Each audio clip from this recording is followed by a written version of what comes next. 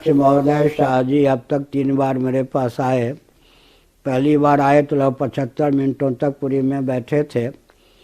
मैंने संकेत में उनसे कहा किसी के शरीर के अंदर कैंसर हो, बाहर चमड़ी पर चमेली के तेल चुपर दें और कहें कितनी सुगंध है, इससे कैंसर ठीक होगा क्या?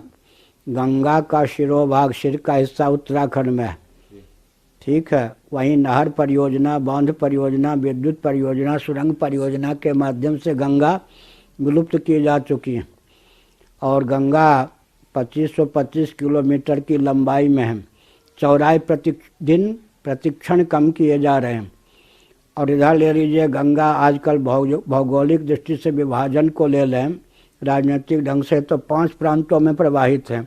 उत्तराखंड 1, उत्तर प्रदेश 2, बिहार 3, झारखंड 4 और बंगाल 5 प्रांतों में 2525 किलोमीटर की लंबाई में गंगा जी है। चौड़ाई का तो ह्रास हो ही रहा है।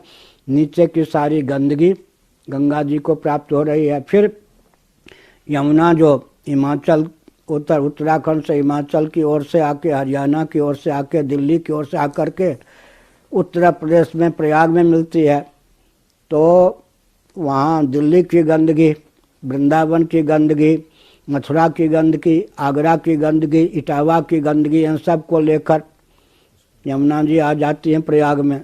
उधर चंबल राजस्थान की ओर से, इधर जो क्षिप्रा है वो मध्य प्रदेश की ओर से। क्षिप्रा अपनी उज्जैन आदि की सारी गंदगी चंबल में डाल देती हैं और चंबल जो है यमुना में, इटावा जिला उत्तर प्रदेश में मिलते हैं। सब मिला के 9-10 प्रांत होते हैं जो गंगा जी को प्रभावित करते हैं।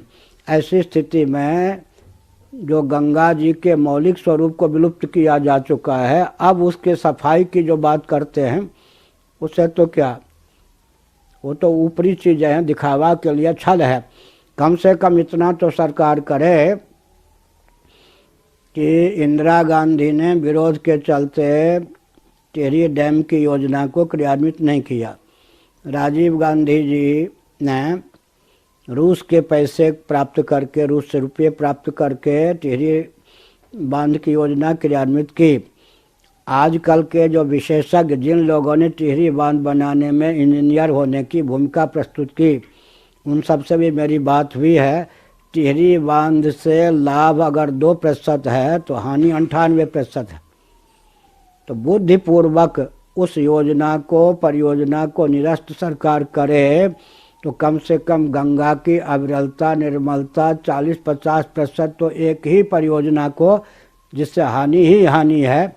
और अगर स्वाभाविक रूप से वो बांध टूट गया या किसी के आघात से तोड़ दिया गया तो गंगा सागर तक करोड़ों पशु पक्षी मनुष्य मरेंगे, नष्ट होंगे। अगर एक योजना को निरस्त कर दिए जाएं और जिन योजनाओं को निरस्त करने पर कोई क्षति नहीं है, उन योजनाओं को निरस्त किए जाएं, आगे कोई योजना न बने, तो लगभग 70% गंगा की रक्षा हो सकती है। और ये जो योजनाएं क्रियान्वित की गई गंगा जी को लेकर अदूरदर्शितापूर्ण है। सौर ऊर्जा हम प्राप्त कर सकते थे, उसमें गंगा जी को छूने की क्या जरूरत थी? और ये जो राजीव गांधी जी ने विदेशी शिक्षा ले ली, बलमूत्र को गंगा जी में डाल दिया, ये सब तो है ना नेताओं की अदूरदर्शिता के कारण, योजना आयोग की अदूरदर्शिता के कारण, वन विभाग की अदूरदर्शिता के कारण, अंग्रेजों ने जो चेतावनी दी थी उस चेतावनी को न मानने के कारण गंगा का मौलिक स्वरूप तो विकृत हो चुका है। यमुना जी भी गंगा जी में पड़ती हैं, लेकिन हरियाणा पास में है, जगाधरी जाइए यमुना नगर, यूँ नहर निकाली गई है। तो मूल यमुना जी तो उनको कितने 4-5% प्राप्त है, बाकी तो सब नहर में, बाकी तो दिल्ली आदि का गंदा पानी ही यमुना के नाम पर प्राप्त है ना। तो नदियों के साथ जो जघन्य अपराध किया गया है उसका उपभोक्ता कौन होगा? गुप्त बात है और सही बात है। मथुरा में देखिए, जहाँ जहाँ यमुना जाती हैं, यमुना का दोष नहीं है, जो यमुना का रूप दिया गया, गंगा का रूप दिया गया, उससे कैंसर में कितने व्यक्ति हर शहर में मरते हैं क्षेत्र में। और उनके जल से, गंदे जल से जो खेती होती है, उस अनाज के द्वारा भी व्यक्ति मरते ही मरते हैं। इसलिए सब हानि हानि है। एक अदूरदर्शितापूर्ण कदम आगे चल कर के अभिशाप का रूप धारण कर